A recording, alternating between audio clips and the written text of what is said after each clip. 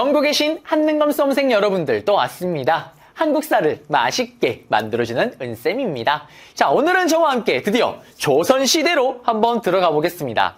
이번에 배울 내용은 바로 26, 조선의 건국과 초기의 왕들인데요. 일단 조선시대를 처음 시작하니까 약간 하나 알려드리자면, 조선시대 같은 경우는 보통 50문제 중에 좀 적게 출제가 되면은 10문제, 좀 많이 출제가 되면 한 14문제까지, 그래서 기본적으로 한 10문제에서 한 13문제까지는 출제가 된다라고 생각하시면 될 것 같아요. 그래서 그 10에서 13문제를 잡기 위해 저와 함께 조선시대를 달려볼 겁니다. 자, 그러면 이제 본격적으로 시작을 한번 해볼게요. 조선의 건국 과정인데요. 이거는 사실 우리 고려 후기 정치사 할 때 제가 했었던 내용이에요. 그래서 복습입니다. 그래서 말로 빠르게 하고 그냥 넘어갈 거예요. 우리 고려 말에 뭐 좀 해보려고 하면 홍건적과 왜구가 쳐들어던 그 시기 때 중국의 명나라가, 오리지널 한족 애들이 만든 이 명나라가 라이징 선처럼 새롭게 떠오릅니다. 그러면서 몽골 원나라를 쫓아내고 그들은 결국 자기네 원래 있던 초원으로 돌아가죠. 그리고 중원의 지배자가 돼요, 명나라가. 그러자 명나라가, 야 고려야, 니들 옛날에 원나라가 니들한테 누렸던 권리를 내가 다시 누려야 되겠어. 그러면서 어떻게? 원나라가 예전에 니들 땅을 마음대로 했던 그 천령 이북 땅 다시 돌려줘 라고 얘기를 합니다. 그러자 당연히 반대를 했던 거고요. 그때 반대에 앞장섰던 채영은 요동장벌을 외칩니다. 이성계는 안돼 사불가론을 외치지만 결국 군대를 동원해서 파견하죠. 그때 이성계가 말머리를 휙 돌리는 위화도 회군, 그러면서 군대를 틀어지고요. 돌아와서 반대했던 채영 등을 비롯한 세력들을 다 제거합니다. 정치까지 틀어지죠. 그리고 과정법이라는 걸 시행을 해서 경제까지 틀어진 이후에 정치, 군사, 경제, 그리고 이제 걸림돌이 없습니다. 조선 건국으로 들어갔다라는 거. 여기까지 시간 순서 흐름을 꼭 기억해달라고 얘기를 했었고, 실제로 문제도 출제되는 걸 다 알려드렸었죠. 지금은 그냥 이렇게 말로만 해놓은 거고, 이제 태조 이성계입니다.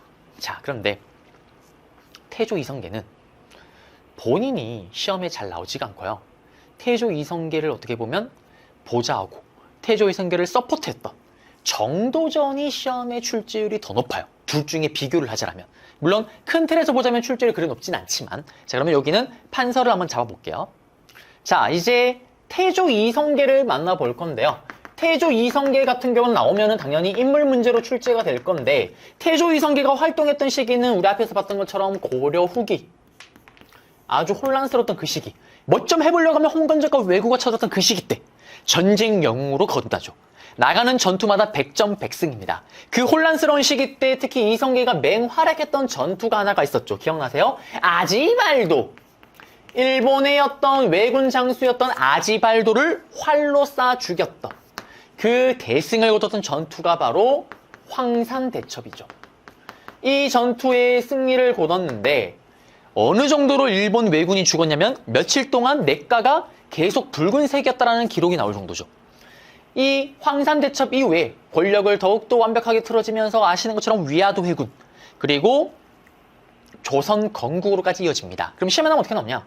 아지발도 황산대첩 샹라샹랑 꿀랑꿍, 다음 전투에 승리를 거뒀던 인물에 대한 설명을 오는 것은 조선을 건국하였다. 또 힌트로 또 위화도 회군을 하였다. 다 맞는 얘기죠. 찾으면 정답이 되겠습니다. 그런데 우리에게 중요한 거는, 이성계도 중요하지만 바로 삼봉선생이라고 불리는 정도전입니다. 인물 문제로 단독으로 출제가 될 수가 있습니다. 정도전 같은 경우는 누굽니까? 네, 제가 찾고 있었는데 신하 모델도 써줘야 됩니다. 정도전 같은 경우는 고려 후기의 신하였죠. 문신이었습니다. 그러다가 대표적인 신진 4대부로서 이 신진 4대부 안에서도 또 급진 개혁파였죠. 이미 고려라는 나라는 썩을 대로 문드러졌다. 살리려야 살릴 수가 없다. 새롭게 완전히 판을 갈아엎자 라면서 새 나라, 새 왕조를 원했던 정도전. 그가 바로 이성계와 손을 잡고 나라를 오픈한 게 바로 조선입니다. 그래서 이 정도전 같은 경우는 시험문제 나오면 신진 4대부였다. 정답. 급진 개혁파였다. 찾으면 정답. 그 다음에 이성계와 함께 조선 건국을 주도하였다. 찾으면 정답. 그 다음에 또 이 정도전이 또 중요한 게 뭐냐? 본인의 이상을 또 책을 통해서 많이 남겼는데요. 그 중에 대표적인 책이 뭐가 있냐면 조선 경국전이라는 책이 있습니다. 이 조선 경국전에는 어떤 내용이 들어가 있냐? 삼봉선생 정도전의 꿈이 들어가 있어요. 바로 재상 중심의 정치를 꿈꿨다라는 걸 드러냅니다. 재상 중심의 정치가 뭐냐 이거예요. 신하가 나라를 이끄는데 중심이 되어야 된다는 거예요. 왕이 아니라, 이스킹 왕이 아니라. 근데 이게 또 무슨 말이냐? 제가 지금 박사를 하고 있잖아요, 여러분들. 역사 박사를 하고 있는데 논문을 많이 보다 보면 좀 독특하고 좀 재밌는 논문들이 있어요. 그중에 좀 흥미로웠던 논문 중에 하나가 뭐가 있냐면 우리나라 역대 왕들을 다 조사를 해서 평균 에버리지를 낸 거예요. 보통 몇 명의 왕을 했을 때 한 번 정도 똑똑한 왕이 나올까요? 이런 것들. 몇 명일 것 같아요, 여러분들? 보통 평균을 내면은 한 10명의 왕이 있으면 그 중에 한 명이 괜찮은 왕이 나올 확률이 있는 거예요. 거의 10%입니다, 10%. 왜 그럴까요? 왕은 세습이잖아요. 능력제로 왕을 뽑는 게 아니잖아요. 기본적으로 첫 번째 부인의 첫 번째 아들이면 왕이 되는 거잖아요. 내가 아무리 바보, 멍텅구리고 모자라도 정도전은 그걸 알고 있는 거예요. 그래서 신하가 중심이 되어야 된다는 거예요. 왕은 랜덤 뽑기와도 똑같다. 똘똘한 왕이 만약에 왕이 되면 정말 나라가 잘 돌아가고 잘 되겠지만 만에 하나라도 또라이 같은 놈이 왕이 올랐다 그러면 나라 말아먹는다. 근데 신하는 실력으로 계속 뽑아낼 수가 있다. 그러므로 똑똑한 신하에게 계속 힘을 실어주고 그들이 나라를 운영한다면 바보 멍텅구리 같은 왕이 되어도 아무런 문제가 없다라는 게 정도전의 생각인 거예요. 그게 바로 재상 중심의 정치입니다. 근데 이것 때문에 누구한테 죽임을 당할까요? 태종 이방원한테 죽임을 당하는 거예요. 어디 신하가 네가 뭔데 니들이 중심이 된 나라를 말하는데 죽여버리는 거예요. 그게 바로 나중에 죽게 되는 거고. 자, 그래서 삼봉 정도전의 꿈이 담긴 게 바로 조선경국전이고 재상 중심의 정치. 그 외에도 또 어떤 걸 썼냐면요. 경제문감이라는 책을 쓰기도 했고요. 또 시험에 또 정도전 문제가 나올 때 힌트로 잘 들어가는 책 중에 하나가 뭐냐면 불시잡변. 정답이 되기도 합니다. 이거는 뭐냐? 삼봉 정도전은 신진 4대부이자 급진 개업파잖아요. 신진 4대부 입장에서는 성리학을 사상적 기반으로 삼으니까 불교는 용납이 안 되죠. 불교를 깐 거예요. 불교의 씨앗은 잡스럽고 변태 같은 거다. 불교의 이론 하나하나를 조목조목 다 까버립니다. 그래서 실제로 삼봉 정도전의 이 책이 나온 이후로부터 성리학자와 스님이 만약에 이론 배틀이 붙는다. 이론 논쟁이 벌어진다. 성리학자를 절대 이길 수가 없게 됩니다. 이 책이 나온 이후로. 그게 바로 불시잡변이에요. 그러면 시험에 나오면 이 책 몇 개 둥 주고 다음 책과 관련된 저술을 했던 인물에 대한 설명을 옳은 것을 했을 때 정도전 내용을 또 찾으면 정답이 되겠죠. 자, 그러면 이제 PPT로 돌아가 볼게요. 자, 태조 이성계는 국호를 조선 한양으로 천도를 했고요. 그리고 정도전입니다. 정도전 같은 경우는 삼봉선생, 호도 중요하고요. 그 다음에 이성계를 도와 조선을 오픈합니다. 흔히 이런 얘기가 있죠. 나라를 건국하고 왕이 된 건 이성계지만 실제로 조선을 디자인하고 설계했던 거는 정도전이다. 그리고 신진 4대부 중에서도 급진파, 급진개혁파고요. 그리고 내려가시면은 성리학적 통신형 확립을 했고 또 여기 재상 중심의 정치 이 내용이 조선 경국전에 들어가 있고 경제문감, 불시잡변이라는 책을 쓰기도 했고 태종 이방원에게 죽임을 당했다라는 거 끝났습니다. 그리고 보시게 되면 문제인데요. 다 인물이에요. 보세요. 황산대첩. 그 다음에 이를 기임에 대첩비를 세웠대요. 그 다음에 여기 탁보 남아있대요. 아지발두를 죽였대요. 누굽니까? 태조 이성계. 그러면 정답을 찾으면 쭉쭉쭉쭉 보시면 이성계 위화도 해군에서 정권을 장악하였다. 또는 조선을 국국하였다. 찾으면 정답이겠죠. 그래서 정답은 3번 되겠습니다. 2번 문제인데요. 제 교재. 다음 가상 인터뷰인데 조선 경국전. 그 다음에 재상 중심의 정치 누굽니까? 삼봉선생 정도전입니다. 정답을 찾게 되면 바로 나왔네요. 1번. 불시잡변을 지어 불교를 비판하였다. 정답은 1번 되겠습니다. 그리고 한번 볼까요? 보여드리면은 2번. 칭제공원과 궁국정벌이고 고려시대 때 묘청. 지공고 출신으로 구제학당을 설립하였다. 최충. 문헌공도. 정답은 1번 되겠습니다. 이제 태종 이방원인데요. 태종 이방원은 당연히 단독 출주확률이 상당히 높아집니다. 정도전 이성계보다 훨씬 높아지죠. 보통 그래도 한 4번 치면 한 번 나오지 않을까요? 자, 그러면 PPT 말고 판서를 일단 잡고 다시 돌아올게요. 자, 그러면 태종 이방원 한번 들어가 볼게요. 태종 이방원은 다들 아시는 것처럼 정상적으로 왕이 오른 게 아니라 억지로 왕이 오릅니다. 절대 정상적이면 왕이 될 수가 없어요. 왜? 5번째 이성계의 아들이기 때문에 그렇죠. 첫 번째 아들이 아닙니다. 그런데 왕이 올랐다는 것은 뭔가 불법적인 행위를 저질렀겠죠. 바로 두 차례에 두 차례의 왕자의 난을 통해서 자기 형제들을 다 제거를 하고 왕이 오른 게 이방원입니다. 그러면 왕자의 난을 일으켰던 배경 중에 하나가 뭐가 있었냐면 이성계에게는 8번째 아들 막내 방석이 있었어요. 이 방석이가 너무나 귀엽고 깜찍했던 거예요. 그래서 이성계가 이 방석을 세자로 삼으려고 합니다. 그러자 이방원을 비롯한 형들이 들고 일어나려고 하죠. 분노 폭발을 합니다. 왜? 사실 방석의 엄마는 이방원의 엄마와는 달랐던 거예요. 한마디로 태종 이방원의 계모, 또 태종 이방원의 이복 동생이 바로 방석이라는 거예요. 이방원 입장에서는 내가 아버지를 도와서 조선을 꿈꾸고 이렇게 엄청난 공을 세웠는데 뭐 아무것도 안 한? 심지어는 내 친형제도 아닌 저 방석이가 왕이 오른다고? 들고 일어납니다. 근데 이때 이 방석을 지원했던 사람이 누구냐면 정도전이에요. 정도전은 방석을 세자로 삼자고 하자 지원을 합니다. 왜 그럴까요? 정도전이 꿈꿨던 나라는 어떤 나라다? 재상 중심의 정치. 정도전이 계산기를 두드린 거예요. 이성계에 이어서 만약에 아들이었던 이방원이 왕에 오른다면 왕권 강화에 더욱더 집착을 할 거다. 그러면 본인이 꿈꿨던 재상 중심의 정치는 물거품이 될 거다. 오히려 어린 방석이 왕에 오른다면 본인이 꿈꾼 정치를 펼칠 수가 있다. 결국 1차 왕자의 난으로 방석과 정도전이 제거가 되죠. 그리고 2차 왕자의 난으로 자기의 이제 친형제들까지 제거를 한 후에 본인이 왕에 오릅니다. 자, 이 얘기를 왜 했냐? 보세요. 모든 왕의 내구조 속의 1순위는 뭐예요? 바로 왕권 강화입니다. 왕의 권력을 강화시키기 위해서 모든 왕들은 할 수 있는 모든 걸 다 하는데요. 그런데도 불구하고 억지로 왕이 오르던 태종 이방원, 왕권 강화에 더욱더 집착을 하겠죠. 그러면서 수많은 왕권 강화 정책이 나옵니다. 그 중에 가장 대표적인 게 뭐냐면 육조 직계제예요. 이게 뭐냐? 이스킹 왕이 있어요. 왕 아래에 의정부라는 정치기구가 있습니다. 의정부는 조선 최고의 정치기구예요. 자, 여러분들이 조선시대 아는 관직이 뭐가 있어요? 딱 3개밖에 없습니다. 뭐? 영의정, 좌의정, 우의정. 근데 그게 우리나라 넘버1, 넘버2, 넘버3예요. 영의정, 좌의정, 우의정, 삼정승, 삼영강탱이가 들어가서 국가 정책을 논했던 게 바로 의정부입니다. 그러면 국가 정책을 만들었던 이 의정부가 뭔가를 만들어내면 그거를 실제로 옮기는 부서가 있을 거 아니에요. 그게 6조예요. 6개 부서. 나중에 볼 거예요. 뭐 공조니, 그거는 공사를 담당하는 부서. 그 다음에 뭐 호구조사를 담당하는 부서. 그러면 여기서 각각 정책을 만들면 그 정책의 내용에 맞춰서 6개 부서로 넘기는 거예요. 그러면 6조가 이제 실제로 거기를 운영을 하는 건데 6조 직계제는 그럼 뭐냐? 예를 들어서 제가 지금 촬영을 하고 있는 이 스튜디오에 갑자기 불이 났대요. 파이어. 불이 났죠. 그러면은 그 소식을 6조에 알리는 거예요.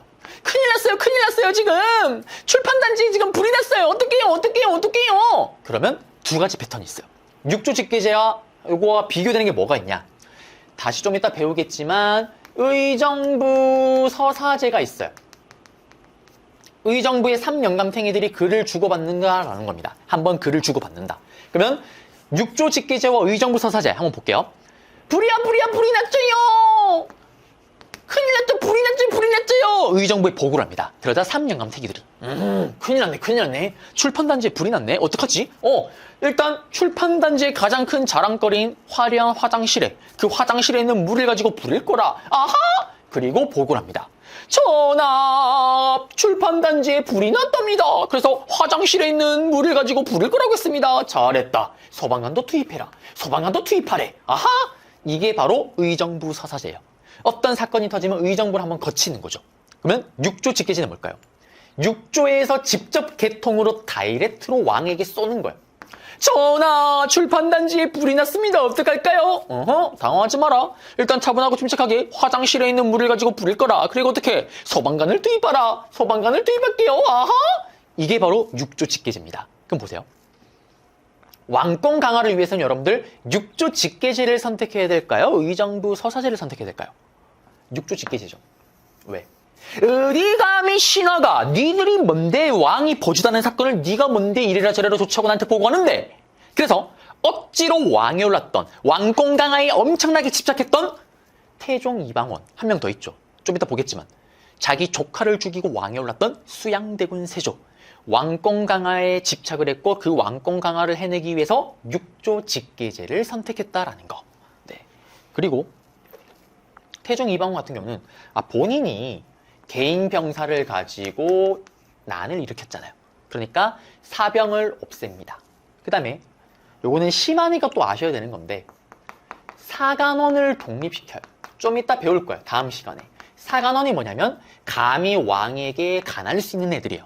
왕이 도라이 같은 명령을 내리면 그 자리에서 바로 깎던 애들이 사간원입니다. 얘들을 독립시켜요. 선생님, 그럼 얘들의 힘을 권한을 강화시키는 거 아니에요?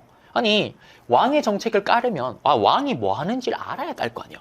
독립시켜서 저 멀리 떨어뜨려 버리는 거예요. 왕을 뭐 하는지 모르게끔, 아예 까지도 못하게끔 사간원을 독립시킨 게 바로 태종 이방원입니다.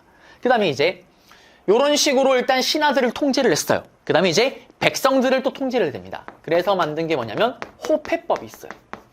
이거는 뭐냐? 16세 이상의 건장한 남자라면 노비든 양반이든 할 거 없이 전부 다 아파트 101호, 102호, 103호 집집마다 패를 차고 다니는 거예요. 오늘날의 주민등록증입니다. 이걸 왜 할까요? 이걸 정확하게 해야지 세금을 징수하고 노동력을 징발할 수 있잖아요. 왕권 강화를 위해서 시행했던 게 바로 이 호패법입니다. 그 다음에 달래줘야죠. 알았어. 대신에 얘들아, 억울한 일 있으면 북을 둥둥둥둥둥둥, 억울한 일 있으면 북을 둥둥둥둥 치라는 신문고를 또 설치했던 게 바로 태종 이방원입니다. 그 다음에 태종 이방원은 또 초기 문화사 파트 가서 또 다시 한번 복습을 하겠지만 이때 주자소를 설치를 해요. 글자를 찍어내는. 그리고 여기서 아주 개 같은 글자 개미자, 아주 개 같은 글자 개미자. 그리고 아들이었던 세종대왕은 아빠가 개 같은 글자 개미자를 만드니까 갑입니다잉용, 갑인자를 만듭니다. 좀 이따 볼 거예요. 이거는 개미년에 만든 글자라는 거고요. 그 다음에 내려가서 또 이때 태종 이방원 때 현존, 지금 동양에서 가장 오래된, 남아있는 것 중에 가장 오래된 세계 지도가 만들어집니다. 혼일강리역 대국도 지도라는 게 만들어져요. 그래서 이거는 문화사 파트는 나중에 다시 뒤쪽에 문화사 파트 가서 다시 한번 복습을 할 거예요. 이렇게 해서 태종 이방원 업적 다 정리해드렸고 시험에 나면 어떻게 나올까요? 제가 써드린 업적 중에 몇 개가 제 시문에 둥 들어가고 다음 자료와 관련된 왕의 업적을 옳은 것은 제 시문에 안 들어간 거 찾으면 정답이 되겠죠. 그러면 PPT로 돌아가겠습니다. 자, 보시게 되면은 두 차례 왕자난으로 집권을 했고요. 육조 직계제, 그 다음에 사간원 독립, 그 다음에 여기 쭉쭉 보시면 호패법 실시, 그리고 신문고 제도. 신문고 제도 같은 경우는 어딨나요? 여기 보시면 여기 있죠. 그 다음에 주자소를 설치했고 개 같은 글자 개미자, 욕하는 거 아닙니다. 개미년을 만든 글자고요. 혼일강리역 대국도 지도, 현존하는 남아있는 것 중에 가장 오래된, 아시아 지역에서 가장 오래된 세계 지도다라는 거. 자, 보시면은 여기 왼쪽에 있는 게 바로 육조 직계제 다이렉트로 쌌던 거. 수양대군 세조 태종 이방원이 적용했던 거고, 그리고 이거는 왕권 강화와 관련된 정책이고요. 그 다음에 여기 보면 의정부를 한번 거치는 거, 이게 바로 의정부 서사제입니다. 호패죠, 호패. 아까 얘기했던 것처럼 16세 이상의 건장한 남자라면 양반 노비 할 거 없이 다 들고 다녔던. 문제 볼까요? 가인물에 대한 설명인데요. 지금 보면 2차 왕자에 대한 당시 이방간과 치열한 전투에서 삐리리가 승리할 수 있도록 앞장섰대요. 삐리리가 누굴까요? 바로 태종 이방원이죠. 이후에 왕이 오른 태종 이방원은, 자, 그러면 왕권 강화를 위해 육조 직계제를 실시하였다. 정답은 4번 되겠습니다. 자, 이제 지금부터 세종대왕을 만나볼 건데요. 세종은 한능검 시험의 출제율이 사실상 100%로 생각하시면 돼요. 단독으로 본인이 출제가 되지 않더라도 어떤 식으로든 오답 선지로 활용이 될 겁니다. 그래서 무조건 잡으셔야 되고, 그렇다 보니 워낙에 또 업적이 많아요. 그래서 이번에 일단 간략하게 정치사 중심으로 잡고, 그 다음에 경제나 또는 문화사 파트 같은 경우는 뒤에 가서 또 한 번 또 복습을 할 거예요. 그래서 아마 뒤에 강의에서 한 3번, 4번 강의에서 계속 나올 겁니다. 끊임없이 복습을 해드릴 거예요. 자, 그러면 일단 세종 판서로 잡고 돌아오겠습니다. 한능검 시험의 주인공, 출제율이 사실상 100%인 세종대왕. 다들 아시나요? 세종대왕의 아버지가 누굽니까? 바로 억지로 왕위에 올랐던 태종 이방원이죠. 세종은 자신의 아버지였던 태종 이방원과는 완전히 다른 생각을 해요. 저는 사실은 이 세종의 마음을 약간 이해할 것 같아요. 무슨 말이냐면, 사실 제가 가장 존경하고 사랑하는 사람 중에 대표가 저희 아버지예요. 저는 정말 아버지를 존경해요, 개인적으로. 그런데 아버지긴 하지만 치명적인 결함이 하나가 있어요. 지금은 이제 건강이 안 좋아지셔서 안 드시긴 하는데 옛날에는 이거 술을 너무 좋아하신 거예요. 진짜 거의 매일 술을 드신 거예요. 그럼 어떻게? 새벽에 막 3시, 4시 들어오는 거예요. 어머니가 얼마나 화가 치밀어 오를까요? 그래서 문을 잠궈서 안 열어줘요. 지금처럼 비번으로 들어오는 게 아니라 옛날에는 열쇠로 열고 이렇게 문을 열어야 되는데 열쇠는 뭐 있지만 문제는 여기 위에 이렇게 거는 게 있어요. 옛날 아파트는. 이렇게 딱 열면 이게 걸려있기 때문에 문이 열리긴 하지만 완전 열리지가 않습니다. 그러면 새벽 3시, 4시에 여보, 알라뷰 여보, 추워, 문 열어줘. 그러면 어머니께서 마지못해 열어줘요. 그리고 이제 신경질 내겠죠. 그래, 자기네 술이 그렇게 좋나? 술독에 평생 빠져 살아라! 그러면 알라뷰 미안해요. 그러면서 저희 아버지는 자숙의 기간 한 3일 정도 가져요. 그리고 또 3일 뒤에 또 술을 드십니다. 그리고 또 새벽 3, 4시에 여보, 추워, 문 열어줘. 이번엔 어머니가 열어주지 않겠죠. 그러면 옆집에서 또 난리가 나요. 아, 시끄럽습니다. 문 좀 열어주이소. 아, 추워 얼어 죽겠습니다. 그럼 여 들어와요. 그러면서 이제 또 자숙의 기간을 또 가지고 이게 한 몇 년 동안 거의 몇십 년 동안 무한반복이었습니다. 그런데 뭐 그렇게만 아버지 혼자만 술을 먹으면 상관이 없는데 또 주사가 있어요. 주사가 뭐냐면 자고 있는데 갑자기 술 냄새가 확 나요. 아버지입니다. 아버지가 와서 이렇게 볼에 뽀뽀를 하고 사라져요. 돌아버립니다. 잠이 다 깨버려요. 자야 되는데. 근데 정말 아버지가 정말 귀신 같은 게 또 뭐냐면은 엄마한테는 뽀뽀하지 아니합니다. 어쨌든 그 얘기를 왜 하냐면 아버지를 욕한 게 아니라 그리고 나서 제가 대학생이 됐어요. 이제 합법적으로 술을 마실 나이가 된 거예요. 그러면 제가 이런 생각을 할까요, 설마? 그래! 나는 우리 아버지를 뛰어넘는 더 대단한, 정말 더 쩌는 술꾼이 되겠어요. 아닙니다. 저는 술을 그렇게 좋아하지 않아요. 지금 또 취할 정도로 마시는 거를 선호하지 않습니다. 사실상 거의 남 앞에서 취하는 모습을 보인 적이 거의 없는 것 같아요. 몰라요. 물론 남들은 취했다고 할 수도 있겠지만 기본적으로 저는 취하면 또 자기 때문에. 자, 돌아와서 다시 세종은 아버지와 다른 생각을 한다니까요. 무슨 생각? 이런 생각을 하는 거예요. 왜 우리 아버지는 신하를 못 밟아서 한다리지? 똘똘한 신하가 있으면 그 신하와 함께 정책을 만들어 나간다면 더 좋은 나라를 만들 수 있는 거 아닌가라고 생각을 하는 거예요. 그래서 태종 이방원이 신하들을 짓밟고 왕권 강화 정책을 펼쳤다면 세종은 뛰어난 신하들과 함께 국정을 논의하고 나라를 운영하려고 노력을 합니다. 자, 그러면 이제 본격적으로 빠밤! 세종대왕 얘기를 한번 시작해 보겠습니다. 일단 세종대왕 하면은 여러분들이 꼭 하나 알아야 될 게 뭐냐면 집현전이죠. 집현전을 설치했다라는 거. 이 집현전이 뭐냐면 기본 컨셉이에요. 도서관 컨셉이에요. 도서관 이름이 집현전입니다. 왕이 들어가요. 룰랄라. 신하들이 앉아 책을 보고 있겠죠. 도서관이니까. 신하들아, 내가 이번에 토지 개혁을 하려고 해. 니들 생각은 어떻니? 그러면 신하들이 갑자기 자리 다 일어나요. 그러면서 책을 막 꺼내봅니다. 전하, 100년 전에 중국에서 전하가 말씀하신 토지 제도를 했었는데 실패했습니다. 요런 내용을 추가하면 성공할 것 같습니다. 감이 오시나요? 이 집현전은 왕이 어떤 정책을 한다고 했을 때 조언을 가하기도 하고 힘을 실어주기도 한, 한마디로 세종대왕의 싱크탱크, 세종대왕의 학문연구소가 바로 집현전입니다. 자, 그리고 세종은요, 경연제도를 실행에 옮겨요. 이거는 뭐냐면 왕과 신하가 예를 들면 야, 내일 우리 이 책을 가지고 한번 토론 논의를 해보자, 다음 주에. 그러면 논의를 할 거 아니에요. 할 때 대박입니다. 신하가 왕보다 더 많이 알고 있다. 그러면 신하가 왕에게 가르침을 주는 거예요. 왕이 당연히 더 많이 알면 신하에게 알려주기도 하는 거고요. 즉 왕과 신하가 서로 이렇게 자유롭게 얘기를 하고 대화를 주고받을 수 있는 거죠. 오늘날로 치면 이거예요. 예를 들면 FX는 크리스탈, FX는 크리스탈. 이게 너무 옛날 아이돌에서 여러분들 모를 것 같기도 한데. 자, 그러면 신하들 중에 이렇게 했죠. 저는 아닙니다. FX는 AX 플러스 B입니다. 라고 왕이 잘못하고 있으면 정확하게 지적해주는 거. 그게 바로 경연입니다. 자, 그리고 집현전 학제를 또 세종대왕이 얼마나 사랑했을까요?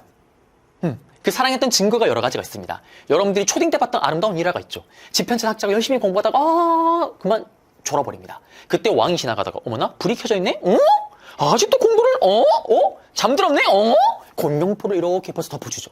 꽃게요! 아침에 떴습니다. 신하가 일어났는데 내 공룡포! 전하! 눈물 흘리는 아름다운 스토리. 그만큼 왕과 집현전 학자가 가까웠다는 증거고요. 그리고 이들에게는 또 최근에 이제 선지로 등장하기 시작했더라고요. 사가 독서제라 그래서 휴가를 주게 돼요. 휴가. 독서 휴가제. 책을 읽을 수 있는 시간을 주는 거예요. 여러분들도 책 읽고 싶어 하잖아요. 그런데 읽을 시간이 없잖아요, 사실은. 이것저것 준비할 게 많으니까. 관리들한테 아예 휴가를 주고 책만 읽을 수 있는 시간과 여유를 준 거예요. 그게 사가 독서제다라는 거. 자, 그리고 세종대왕 때 이제 정책들이 몇 개 나오기 시작을 하는데 대표적으로 전분 6등법 그리고 연분 9등법이 있습니다. 이거는 선지로도 활용이 되고요. 제시문으로 들어가서 세종의 업적을 물어보게 돼요. 전분 6등법, 연분 9등법 뭐냐? 백성을 너무너무 사랑했던 세종대왕. 백성을 너무너무 사랑했던 세종대왕은 백성을 위해서 세금 제도를 손댄 겁니다. 땅의 비옥도에 따라서 6개 등급으로 땅을 나누고요. 그 다음에 연분, 1년을 기준으로 나눈 거예요. 어떻게? 풍년이냐 흉년이냐에 따라서 나눈 겁니다. 뭐냐? 그러면 풍년이냐 흉년이냐, 땅이 기름지냐 척박하냐에 따라서 세금을 다르게 차등적으로 부과하는 거예요. 백성의 형편과 고려를 해서 백성을 너무너무 사랑했던 세종대왕의 토지 세금을 거두는 정책이다라는 거 기억하시면 되겠고요. 실제로 정답이 되거나 제시문으로 많이 활용된다고 얘기를 했습니다. 그 다음에 또 영토와 또 관련된 부분은 또 단호한 모습을 보여줘요.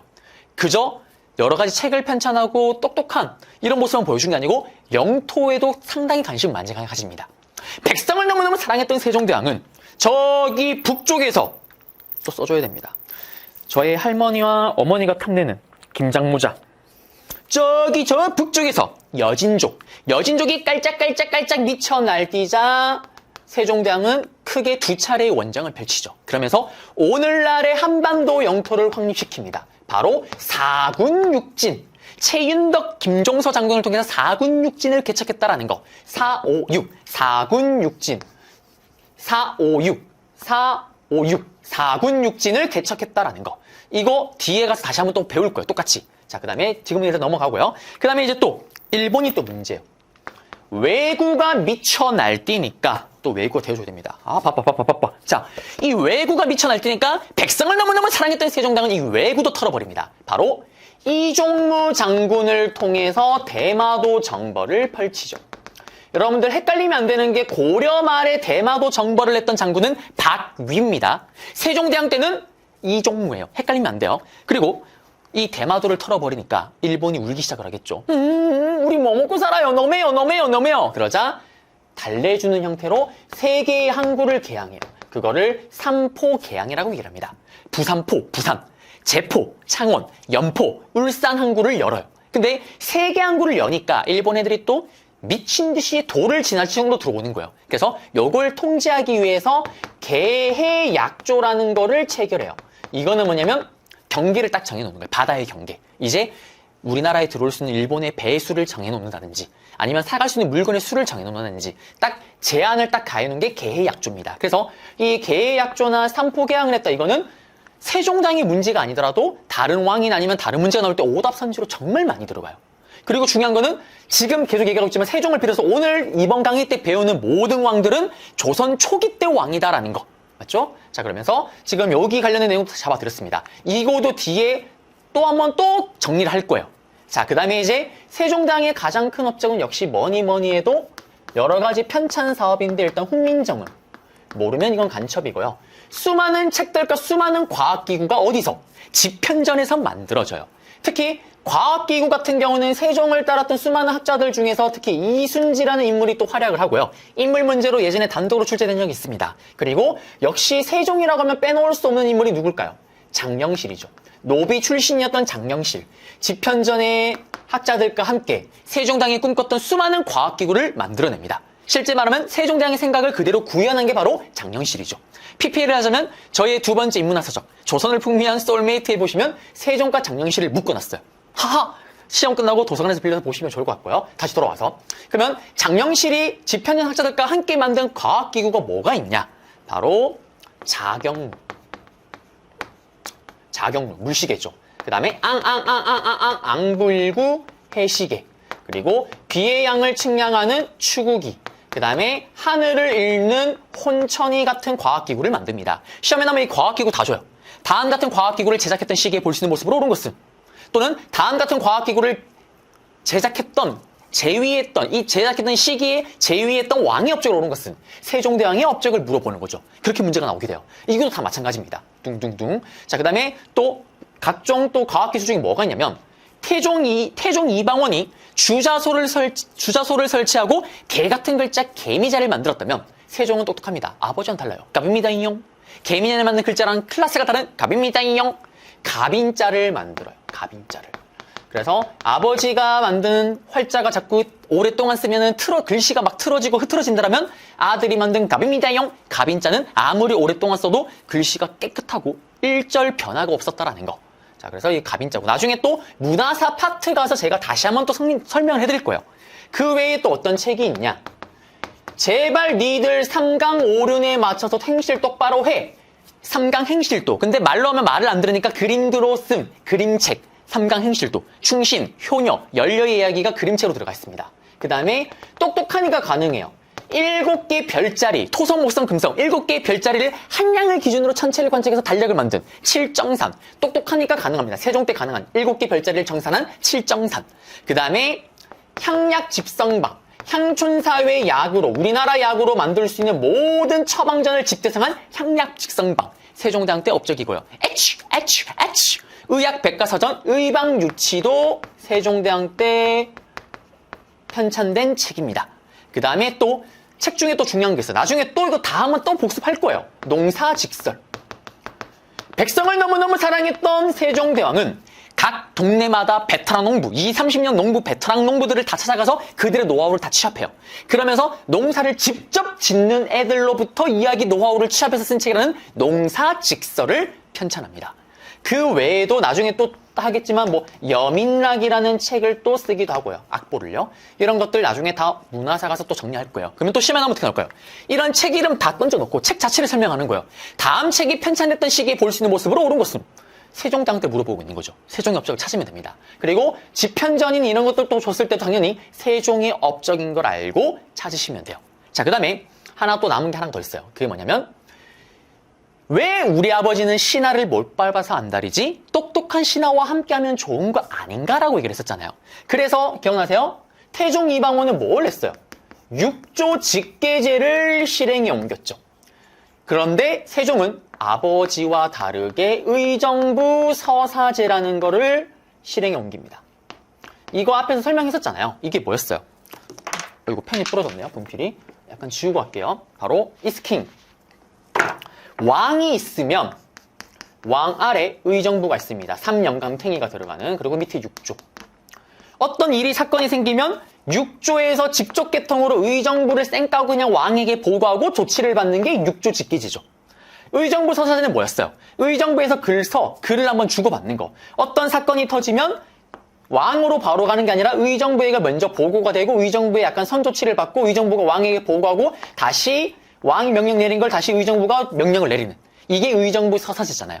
그래서 좀 이따 보겠지만 억지로 왕에 오른 사람이 또 있어요. 조선 초기 때. 자기 조카를 죽이고 왕에 올랐던 수양대군 세조, 태종 이방원 두 차례의 왕자이단. 이 둘 같은 경우는 억지로 왕이 올랐기 때문에 왕권 강화를 위해서 6조 직계제를 채택한다고 얘기를 했었죠. 왜? 어디 신하가 의정부 니들이 뭔데 내가 보지도 않은 사건을 네가 보고 이래라 저래라 조치하고 나한테 보고하는데. 그래서 6조 직계제. 반대로 세종은 똘똘한 신하와 함께 논의하면 더 좋은 나라 만들 수 있는 거 아닌가? 의정부 서사제. 그래서 세종대왕의 모든 업적을 다 잡아드렸습니다. 자, 이제 그러면 다시 PPT로 돌아가 볼게요. 자, 세종입니다. 지편전 설치, 그리고 학자들에게 사가 독서제라는 휴가제도, 경연 활성화, 그 다음에 의정부 서사제, 왕의 권력과 신하의 권력이 조화를 이뤘다라는 거고, 그 다음에 땅에서 거두는 세금, 전분육등부, 연분구등법, 이거 조선 초기 경제사 파트 가서 다시 언급할 거고요. 그 다음에 사군육진개척, 이종무, 대마도정벌, 삼포개항, 계약조, 요거는 임진왜란을 설명하는 강의에서 다시 한번 언급을 할 거예요. 자, 그리고 훈민정음 모르문 간첩 갑입니다. 요 갑인자, 앙불구, 해시계, 자경루, 물시계, 취국이 비양을 책량하는 거, 혼천이 하늘에 별자리 있는 거, 삼강 행실도, 삼강 오륜책, 그 다음에 칠정산, 7개 별자리 계산한 거 달력 계산하는 책, 그 다음에 향약 지성방 의학책, 유치, 의학서적, 그 다음에 농사직설, 농서. 이거 나중에 문화사 파트 가서 다시 한번 또 언급을 해드릴 거예요. 자, 그러면 이제 사료를 하나 볼까요? 보시면은 여기 보시면 이게 연분구등법 사료고요. 요런 사료 주고 다음 같은 제도를 시행했던 왕의 업적을 옳은 것은 이렇게 문제를 내기도 합니다. 그리고 이게 다이렉토소는 6조 직계제, 수양대군 좀 이따 보게 되는 세조, 그리고 태종 이방원이 사용했던 정치체제고, 여기는 한번 건너가는 게 아니라 한번 주고받는 의정부 서사제, 세종대왕 때. 그리고 문제 보겠습니다. 4번 문제인데요. 밑줄근 왕의 재위기간에 있었던 사실이래요. 영실이 자경루를 만들었다. 영실이 누굽니까? 세종대왕이죠. 세종대왕. 그래서 세종대왕 때 있었던 사건을 찾게 되면은 쭉쭉 보시면 우리 풍토에 맞는 농법을 정리한 농사직설. 우리나라 베테랑 농부들의 얘기를 다 취합했으니까 당연히 우리 풍토에 맞는 농법이겠죠. 그래서 우리가 오늘 배운 거는 현재 여기 있네요. 1번에 주자소를 설치해서 개미자를 주저하였다. 이거는 태종 이방원이죠. 나머지는 아직 안 배웠습니다. 그래서 4번의 정답은 5번이다라는 거. 이제 수양대군 세조입니다. 여기는 판서로 잡고 들어올게요. 자, 그러면 수양대군 세조를 만날 건데요. 수양대군 세조를 이해를 하고 완벽하게 문제를 풀려면 그 앞에 왕들을 좀 알아야 돼요. 일단 먼저 세종대왕. 아파서 세상을 떠납니다. 그리고 그의 첫째 아들이었던 문종이 왕에 오르죠. 그런데 아파서 일찍 세상을 떠나요. 그러면서 그의 또 첫째 아들이었던 단종이 왕위에 오릅니다. 그런데 문제가 있어요. 어떤 문제가 있냐면 저는 단종을 보면은 거의 뭐 불쌍한 거로는 왕들 중에는 한 빅3에 들어가지 않을까라고 생각을 해요. 왜 그러냐면 단종은 천에 고합니다. 아버지, 할아버지가 죽었으니까 본인이 왕에 올랐겠죠. 그런데 문제는 자신의 어머니, 할머니도 세상을 떠나고 없는 거예요. 한마디로 자기를 후원해 줄 수 있는 정치 세력이 없는 거예요. 그리고 문제는 뭐냐면 본인이 왕에 오를 때 나이가 초등학생이에요, 여러분들. 초등학생이 무슨 왕이 돼서 정치를 하겠습니까? 그런데 어떻게 될까요? 신하들 손에 놀아나는 거예요. 그러자 수양대군, 세종대왕의 아들이죠. 수양대군은 개유정난을 일으킵니다. 개유정난이라는 걸 일으켜서 자신을 반대했던 세력들, 특히 왕을 쥐락펴락했던 세력들을 싹 다 제거하고 권력을 틀어지죠. 그리고 얼마 후에 단종을 왕위에서 끌어내린 후 본인이 즉위를 하죠. 그가 바로 수양대군 세조입니다. 그리고 그때 끌어내리기 전에 반대했던 세력들을 많이 죽였다고 얘기를 했잖아요. 대표적인 인물이 김종서입니다. 김종서와 같은 인물들을 제거했다라는 거. 자, 그러면 왕이 됐어요, 여러분들. 왕이 됐는데 수양대군 세조도 앞에 태종 이방원처럼 어떻게 정상적으로 왕이 된 게 아니라 억지로 왕이 올랐죠. 억지로 왕이 오른 애들은 공통점이 있습니다. 바로 왕공강화에 엄청나게 집착을 하죠. 왕이 된 후에 본인의 왕의 권력을 강화시키기 위해 여러 가지 정책을 펼치는데요. 그 중에 하나가 뭐냐면 바로 육조 직계제입니다. 자신의 아버지가 했던 의정부 서사제 날려버려요. 어디 의정부 3년간 탱이가 내가 보지도 않은 사건을 네가 뭔데 이래라 조치하고 나한테 보고하는데. 육조 직계제로 돌아가요. 그리고 경련제도 폐지시켜버립니다. 어디 신하가 감히 왕에게 알려주려고 하는데 내가 까라면 까야지. 그 다음에 또 집현전 또 수양대군 세조 때 폐지를 해요. 왜? 어디 신하 주제에 내가 이 정책 하라고 하면 되지. 어디서 토를 다는데 다 없애버립니다. 그리고 또 이때 왕공 강화를 해서 또 뭘 하냐? 경국대전을 완성을 한 게 아니라 편찬을 시작을 해요. 조선 최고의 법전. 우리 삼국시대 때 배웠잖아요. 율령반포가 왕공강화의 가장 대표적인 것 중에 하나였잖아요. 그처럼 법전을 또 만듭니다. 왕공강화를 위해서. 경국대전. 그렇지만 워낙 법전이 방대하다 보니까 이거를 만들지는 못하고 본인이 완성까지 보지는 못하고 시작을 할 뿐이에요. 완성한 거는 자신의 손자였던 성종 때 완성이 됩니다. 그래서 경국대전을 편찬을 시작했다라는 거. 그리고 직전법이라는 거를 실행에 옮겨요. 요거는 지금은 그냥 이렇게 넘어갈게요. 요거는 경제사 파트에서 다시 한번 언급을 해드릴게요. 그리고 기타 등등으로 나오는 것들이 있는데 이거는 심하니까 여러분들은 아셔야 돼요. 일단 단종이 불법적으로 왕위에서 끌어내렸었잖아요. 그래서 단종을 다시 한번 왕위를 만들자라는 단종 복위 운동이 벌어져요. 이때 활약했던 분이 누구냐면 사육신. 사육신으로 일컬어지는 바로 성상문, 박팽령 같은 인물입니다. 그래서 선지로 많이 활용돼요. 성상문, 박팽령 등이 단종 복위 운동을 전개하였다. 이게 수양대군 세조 때 있었던 사건이고 이 사건을 둥 던져놓고 다음 사건이 일어났던 시기에 왕의 업적을 오는 것을 했을 때 이거 찾으면 정답이 되겠죠.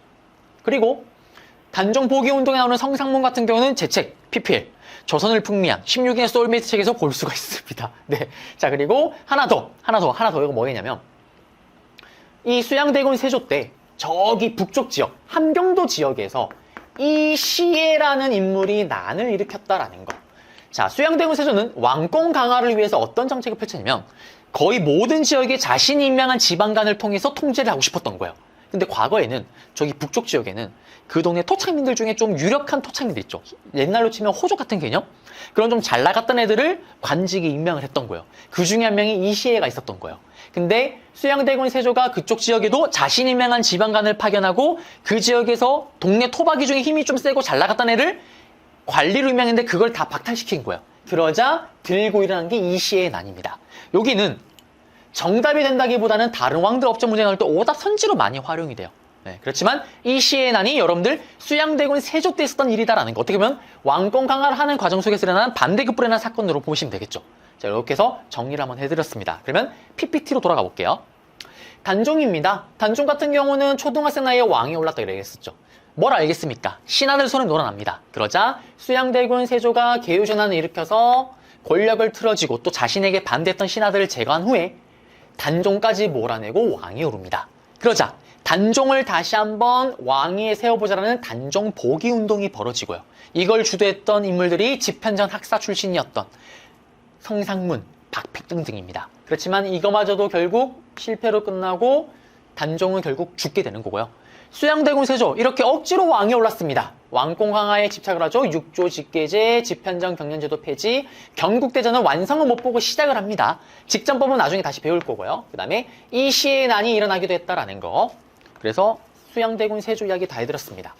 이제 문제 볼게요. 가왕의 재위 시기예요. 여기 보시면은 쭉쭉 보시면 보세요. 김종서, 한 명이 골람 등의 조력으로 김종서, 황봉인 등을 제거하고 왕이 오른 삐리리는 강경도감을 설치하고 원각사. 이거는 수양대군 세조가 나중에 문화사가 다시 언급을 해드릴 건데 불교에 좀 심취했다고 얘기를 해요. 왜? 성리학에 맞췄을 때 본인이 한 행위는 도저히 용서가 안 되는 거잖아요. 그게 쓰레기 행동이잖아요. 그래서 마음을 기댈 데가 없으니까 불교에 기댔다고 얘기를 해요. 그래서 수양대군 세조가 왕이 됐을 때 일시적으로 조선 내에서 불교가 약간 성행하기도 합니다. 네, 그 얘기인데 이건 나중에 배울 거. 일단 여기서 우리는 계유전환인 걸 알고 풀 수도 있어야 되는 거죠. 요 얘기는 나중에 다시 언급해 드릴 거예요. 어쨌든 수양대군 세조를 찾아볼게요. 보시면은 쭉쭉쭉 직전법. 네, 현직 관리에게만 수조지를 지급하는 직전법을 시행하였다. 제가 아까 직전법이 수양대군 세조인 것만 좀 기억을 해달라고 얘기를 했었죠. 제가 경제사 가서 다시 언급을 할 건데 굳이 여기서 나왔으니까 이게 정답이니까 언급을 빠르게 하자면 이거예요. 지금 중앙정계에 남아있는 애들은 다 어떤 애들이에요? 자신이 왕이 오를 때 도와줬던 애들. 1번, 2번. 자신이 왕이 오를 때 도와주진 않았지만 적어도 내가 왕이 오르는 거에 반대하진 않는 애들이겠죠. 반대하는 애들은 다 사직서 내고 떠났거나 단종 복위 운동에 다 참여를 했겠죠. 세조 입장에서는 그 애들만 챙겨주면 돼요. 1번, 2번만. 나머지들은 신경 쓸 필요가 없습니다. 그래서 어떻게? 직접 일하는 애들에게만 월급을 주겠다. 내가 왕이 오를 때 도와줬던 애들 또는 왕이 오를 때 도와주진 않았지만 찬성하고 동의하는 애들만 챙겨주겠다. 현직 관리에게만 월급을 지급하는 직전법을 시행했다라는 거. 나왔으니까 언급을 한 건데 이거는 경제사 가서 다시 한번 복습을 할 거예요. 그리고 이제 성종입니다. 성종을 하면 오늘 수업이 끝이 나는 건데 일단 판서로 갔다 다시 돌아올게요. 자, 이제 성종입니다. 성종 같은 경우도 시험에 출제가 잘 됩니다. 잘 정리를 하셔야 되는 거고 시험에 나오면 똑같아요. 앞에 왕들처럼 업적 몇 개 둥 던져놓고 다음 자료와 관련된 다음 업적과 관련된 왕의 업적을 오는 것을 했을 때 나머지를 찾으면 정답이 돼요. 일단 성종의 앞에 왕들을 또 보셔야 되는데 수양대군 세조가 아야 세상을 떠나고 나서 아들이었던 예종이 왕에 오릅니다. 근데 이 예종이 또 아파서 아야 또 세상을 떠나요. 그리고 나서 왕이 오른 게 성종이에요. 즉 성종은 수양대군 세조의 손자가 되는 거예요. 그런데 예종이 일찍 죽었다 얘기를 했었잖아요. 그리고 나서 성종인데 성종은 또 어떤 생각을 할까요? 우리 앞에 세종이랑 똑같아요. 세종이 자신의 아버지였던 이방원을 보면서 왜 우리 아버지는 신하를 못 밟아서 안달이지? 똘똘한 신하와 함께하면 참 좋을 텐데. 똑같아요. 왜 우리 할아버지 수양대군 세조는 신하를 못 밟아서 안달이지? 똘똘한 신하와 함께 나라를 이끌어 나가면 더 좋은 나라를 만들 수 있는 거 아닌가라고 생각을 하는 거예요. 그러면서 신하들과 이야기를 하고 신하들과 함께 어떤 정책을 만들려고 노력을 합니다. 그 결과 나오는 게 뭐냐면 이거예요. 홍문관, 널리 헝헝헝헝헝헝헝헝헝 학문을 널리 헝헝헝헝헝헝헝헝 알린다라는 홍문관을 만듭니다. 집현전이 이름이 바뀐 게 홍문관이에요. 똑같아요. 기본 컨셉은 도서관 컨셉, 도서관 이름이 홍문관입니다. 성종이 딱 들어가면 신하들이 앉아 있는 거예요. 나 이런 개혁을 해보고 싶어. 이런 토지제도를 한번 해보고 싶어. 신하들이 일어나서 책을 보면서 아하 전하 이거 성공했던 토지개혁 맞습니다. 옛날에 중국에서 했었네요. 근데 여기에 이런 내용 추가하면 더 잘 될 것 같습니다. 왕의 정책에 힘을 실어주기도 하고 조언을 가했던 학문연구소, 홍문관, 집현전이 홍문관으로 부활합니다. 그리고 경련이 다시 활성화되기 시작을 해요. 그리고 완성성성성성성성 할아버지 수양대군 세조 때 만들기 시작했던 경국대전. 경국대전이 드디어 완성성성성성성성 완성성성성성성성 완성 또는 반포가 됩니다. 경국대전이 완성되고 반포되면서 조선의 통치 규범이 확립이 돼요. 조선은 성리학의 사회잖아요. 성리학을 기반으로 해서 법전이 만들어졌는데 그게 경국대전인 거고 이거를 바탕으로 나라를 운영할 수가 있다? 성리학대로 나라를 운영할 수 있다는 거죠. 그래서 조선의 통치 규범이 확립됐다고도 얘기를 하지만 성리학적 통치 질서가 확립이 됐다고도 이야기를 합니다. 그리고 요거도 경제사 가서 다시 한번 언급을 하겠지만 관수강급제라는 게 있어요. 수양대군 세조가 직전법을 했더라면 손자였던 성종은 관수강급제라는데 요거는 제가 나중에 또 경제사 가서 한번 언급을 해드릴게요. 네. 그리고 이제 성종 때는 사실 중요한 게 뭐가 있냐면 편찬 사업이 중요해요. 여러 책들을 편찬하는데 그런 책들 내용을 보게 되면 완성을 시키는 책들이 많습니다. 그게 무슨 말이냐? 일단 거정 서거정이라는 아저씨가 쓴 책들이 몇 개 있어요. 거정 서거정 아저씨가 쓴 책이었던 동국통감이라는 책이 있습니다. 역사책이에요, 역사책. 동쪽 나라의 역사책인데 이거는 고조선부터 고려의 역사를 담고 있어요. 그 다음에 또 거정 서거정이 쓴 책이 뭐가 있냐면 동문선이라는 책이 있습니다. 이거는 역대 문학 작품들 중에 뛰어난 작품들을 모은 거예요. 거정 이걸 왜 언급하냐? 서거정 어쩌고저쩌고 동국통감 동문선 샤나샤나 꿀랑꿍 다음 같은 책이 편찬된 시기에 볼 수 있던 모습을 오는 것은 성종 때잖아요. 그러면 성종의 업적을 또 찾으면 정답이 되겠죠. 그 다음에 또 성종 때 국가 왕명으로 만들어진 책 중에 또 중요한 책이 뭐가 있냐면 악학개범이라는 책이 있습니다. 궁중음악이나 각종 의례행사할 때 나오는 노래들 이런 것들을 어떻게 이제 다 세팅한 거 정리한 게 바로 악학개범이에요. 국가 입장에서 나라 입장에서는 왕의 행사나 이런 것도 정말 중요하잖아요.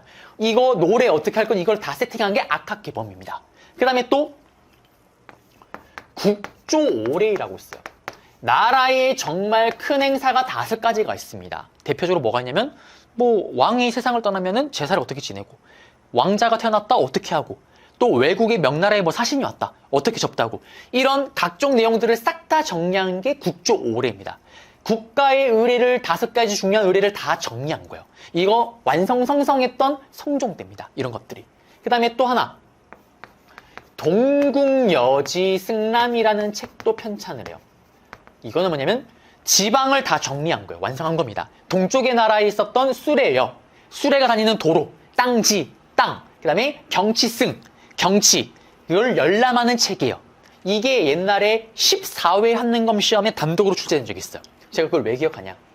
제가 EBS를 역대 최연소 남자로는 최연소로 데뷔를 했었거든요. 예전에. 그때 제가 처음으로 찍은 강의가 14회 해설 강의였어요. 그래서 제가 그 문제를 다 기억하고 있어요. 아직도. 14회도 나왔습니다. 이 동국여지승람 물론 이걸 가지고 단독으로 출제하지는 않겠지만 이게 성종 때다라는 건 좀 아셔야 될 거예요. 이게 어떤 거냐면 지방 사또들의 필독서. 자, 제가 토박이 고향 대구 토박이에요. 근데 울산으로 만약에 발령을 받았어요. 근데 제가 울산은 살아본 적이 없잖아요. 내가 뭘 알아? 그때 동국여지승람의 울산편을 꺼내 보는 거예요. 그러면 왜 여기가 마을 이름이 울산이고 여기 특산품 여기가 다 정리가 다 되어 있습니다. 그 책이 바로 동국여지승람입니다. 이것도 경국대전을 완성성성했던 성종 때 나온 책이다라는 거. 그리고 하나 또 뭐가 있냐면 인물 문제로 단독으로 한 번씩 출제가 되는 신숙주라는 인물이 있습니다. 집현전 학사였던. 세종대왕을 도와서 열심히 훈민정음 창작을 이럴 때 좀 기여를 했다가 나중에 수양대군 세조편에 딱 붙어버린. 자, 이 신숙주. 성종 때 어떤 책을 쓰냐면 해동제국기라는 책을 써요.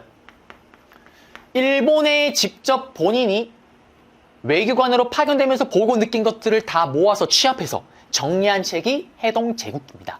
이게 나왔을 때 이거도 성종 때구나라는 걸 좀 기억하셔야 되겠습니다. 자, 그러면 다 정리해드렸고 이제 PPT로 한번 가볼게요. 성종입니다. 홍문관을 설치를 했고요. 그리고 경국대전을 완성했고요. 관수강급제, 요거는 직전법과 그 다음에 과전법까지 합쳐서 경제사 파트 부분에서 다시 한번 언급해드릴게요. 그리고 책들이 중요하다고 얘기를 했습니다. 동국통감 역사책, 고조선부터 고려까지 거정거정 서거정이 쓴 또 역대 문학작품은 동문성까지, 그 다음에 국가의리에 필요한 음악을 싹 다 정리한 거 악학개법 너무나 중요하고요. 그 다음에 동국여지승남, 지리서죠. 지리서, 각 지역의 풍속과 지리 등을 담고 있고요. 그 다음에 해동제국기, 세종대왕 때 외교관으로 활동하면서 특히 일본으로 파견하면서 보고 느꼈던 걸 다 취합해서 쓴, 성종 때 쓴 해동제국기, 이것도 다 성종 때다라는 걸 기억하면 되겠습니다. 보시면은 이게 경국대전이고요. 그리고 이게 해동제국기고요. 집현전의 유신들에게 명해서 올해를 상세히 정하게 하셨다, 세종대왕은. 그리고 예종 다음에 누구냐? 우리 주상처다. 성종 때 이 책을 완성했대요. 보면서 길래, 흉내, 군래, 빈래, 가래 5가지일 뿐이다. 국조올해이죠. 국조올해. 좋은 행사. 흉내가 나쁜 거. 예를 들면 왕이 죽었을 때. 길래 같은 경우는 왕자가 태어나 이럴 때죠. 그 다음에 뭐 굴레는 군사와 관련된 거. 손님 맞이하는 거. 그냥 뭐 이런 것들이죠. 자, 그래서 찾으면은 정답 볼까요? 끝났네요. 1번에. 경국대전을 완성했던 거 성종 때죠. 정답은 1번이고 2번. 수양대군 세조 때. 3번 안 배웠고 4번 안 배웠고 5번도 안 배웠네요. 결국 정답은 1번 되겠습니다. 네, 이렇게 해서 오늘 모든 내용을 다 배웠습니다. 오늘도 저와 함께 하시느라고 너무 고생 많으셨고요. 저는 다음 강좌에서 여러분들을 찾아뵙도록 하겠습니다. 여러분들 고생하셨습니다.